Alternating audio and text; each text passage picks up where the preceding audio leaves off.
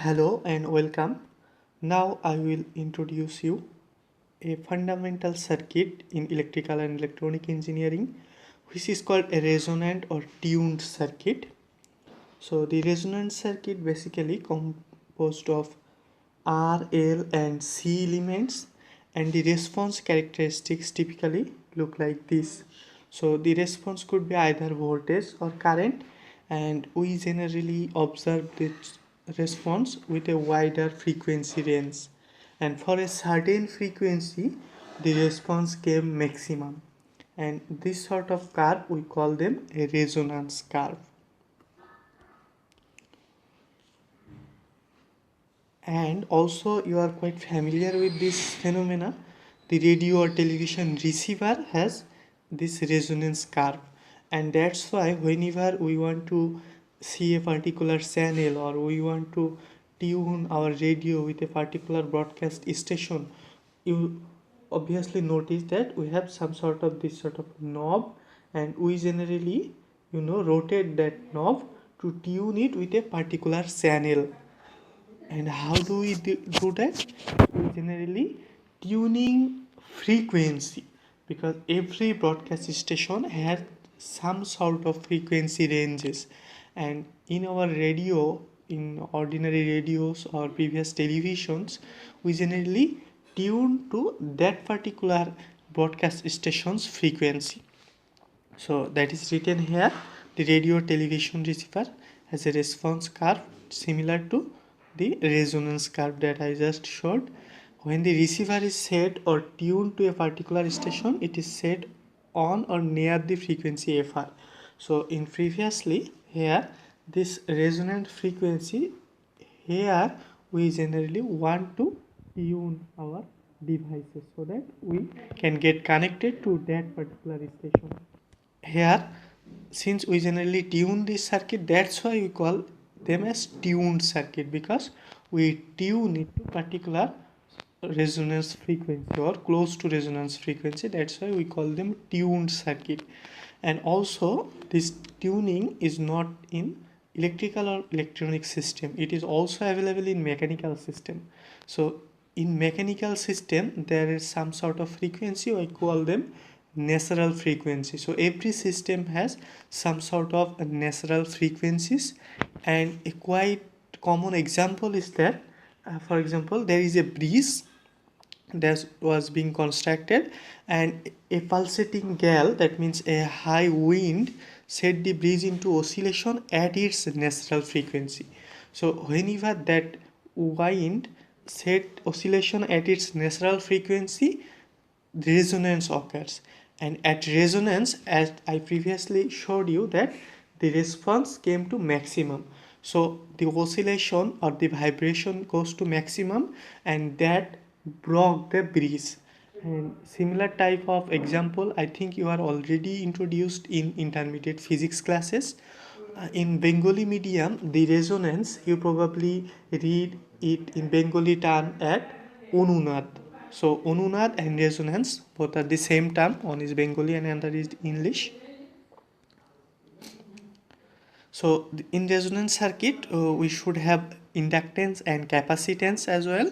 And here in this PDF, I mentioned the important terms or important lines using these yellow colors. So you should obviously read those, and also along with reading those yellow colors, you should also read this, uncolored as well, to have a greater depth in this region. Now the series resonance circuit. So as the name suggests, series resonance, that means the components, we have the three components. One is the resistance, another is the inductance, another is the capacitance. So whenever these three components are in series, we call them series resonance, and whenever these are in parallel, we call them parallel resonance. And for series resonance, we generally supply a constant voltage supply like this, and this R, L, C are in series. So whenever we observe the wave shape just like this I, so at certain frequency, this F resonance, this response came to maximum. So this is called the resonance frequency, and for series resonance we supply a constant voltage, and for the response we observe the current in this circuit. And for parallel resonance, the phenomena is just the opposite, where we supply constant amount of current and we observe the voltage across this parallel branch. And for certain frequency, that is our resonant frequency, we find the response maximum. And these are the resonance curve. This one's for series resonance and the second one is for parallel resonance. Now we will focus on series resonance. So now if I draw a circuit for series resonance, this is the supply voltage ES and three component are in series, R, L and C. Now if I want to write the impedance equation, you probably already know that the impedance will be R, then for L it will be J into XL, and for C it will be minus J into XC. So total impedance will be R plus JXL minus JXC. Now if you take the J as common term, then R plus J into XL minus XC. Now what is the resonant condition? So previously you already noticed that in resonance, particularly in series resonance, the response is like this. So at resonance frequency, the current is maximum. So you know how to make a current maximum. Obviously at maximum current condition the impedance will be minimum. So in this impedance equation, if we want to make it minimum, obviously we need to make this portion out. So obviously when XL equal to XC, then the impedance will be minimum. That means at that particular condition the impedance, that is ZT, equal to just R. That is the minimum impedance possible for this series resonance circuit. That's why this condition, if anyone asks to you what is the condition for series resonance, you should say the XL equal to XC. That means the inductive reactance will be equal to capacitive reactance. And that's why the impedance at resonance will be just R. So ZTS, that means total impedance at series resonance is just the resistance. Now the resonant frequency. So previously you noticed that the resonant condition is XL equal to XC. Now if you put XL equal to omega L and similarly XC equal to 1 over omega C, then also you can write like this: omega square equal to 1 over LC, and then omega equal to 1 over root over LC, just square came to as a square root on right hand side. And since this is series resonance, that's why just omega S. And you know that omega equal to 2 pi multiplied by F. That's why you can write Fs equal to 1 over 2 pi root over LC. So this is the formula of resonant frequency for series resonant condition, and you should probably remember this formula because you need it in mathematics. Now the peak resonant current. So you know that current equal to voltage over resistance. So in resonant condition, obviously only resistance present, so it is just like a purely resistive circuit at resonant condition. That's why the voltage and current will be in phase. So if you write, let's say our voltage was E angle 0 degree, and obviously our impedance is R angle 0 degree, then the solution came the current equation just E over R angle 0 degree, and obviously the voltage and current are in phase at resonant condition. Now the voltage level is just the basic formulas, because you know VL, we can write I into XL, right? And I is just I angle 0 degree because it consists of only resistance, and since it consists of only resistance, so E angle 0 degree is the voltage, and also the current should be in phase, that means I angle 0 degree. That's why this is the current I angle 0 degree. And you know that for inductance the impedance is generally XL angle 90 degree. So the total answer came IXL angle 90 degree.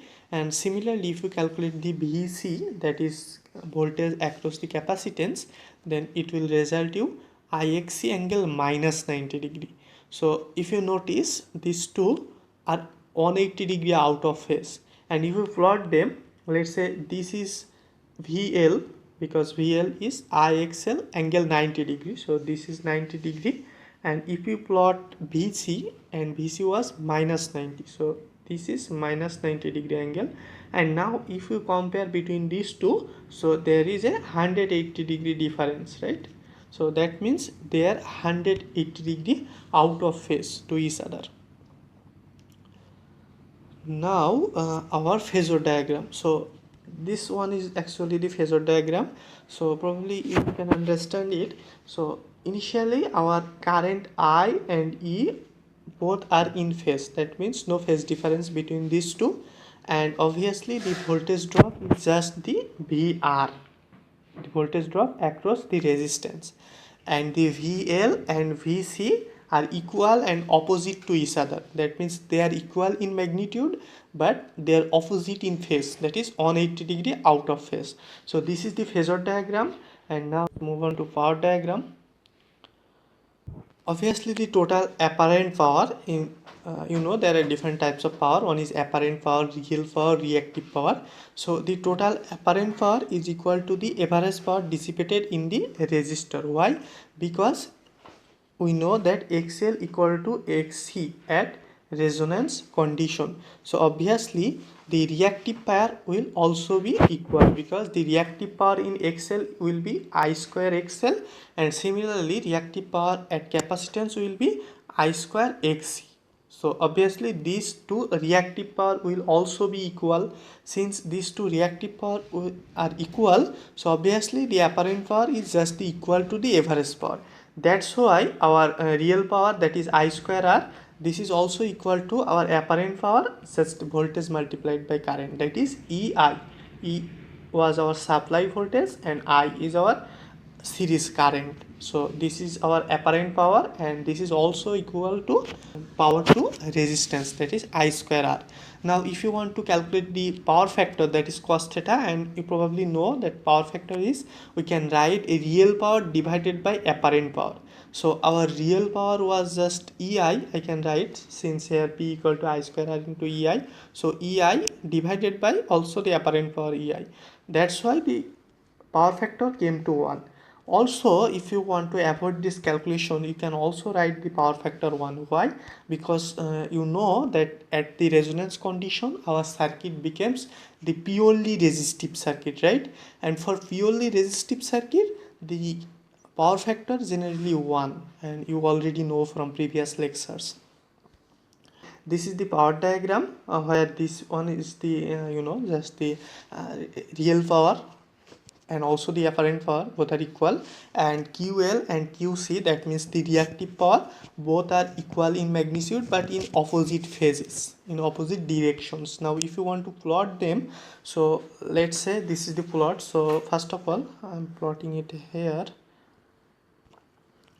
So let's say you want to plot the power at resistance at first. So the power of resistance was just I square R, or also you can write EI since it is equal to apparent power, and E is a sinusoidal voltage just like this. Also I is a sinusoidal voltage in phase, so this could be greater or higher, should be lower though. Anyway, so whenever you multiply those two, so you will get the power. So whenever you multiply, you will get the wave shape just like this one. So this is the power equation, and also the next one. So also you need to calculate the PL and PC. So these are equal and opposite to each other. You probably observed previously, since in our power diagram these are equal and opposite to each other. So that's why obviously they are sinusoidal in nature. So at any instant PL equal to just minus of PC. So for this time 0 to T1, PL is positive and PC is negative. That means PL is absorbing that amount of reactive power, while that amount is actually supplied by capacitance. So whatever amount is supplied by capacitance is absorbed by inductance at this particular cycle. Let me clear it all first. Similarly, on this second portion, inductance is supplying that amount of power, and that exact amount of power is received by capacitance. So you know the power is going back and forth between the inductance and capacitance, and the real power in resistance is being just like this. So this is the power curves at resonances.